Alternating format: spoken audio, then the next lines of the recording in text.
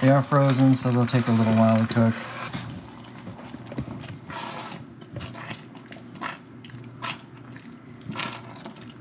We tasted it. It was good. I think we overdid it on the Grand Marcel a little bit, so maybe you just want to pull back on that or not put it in altogether.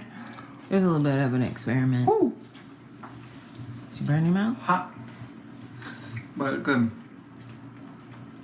It's a little different. But like, I'd say 15-20 minute chili. And I mean, if you look at that, you can't even tell there's cauliflower in it.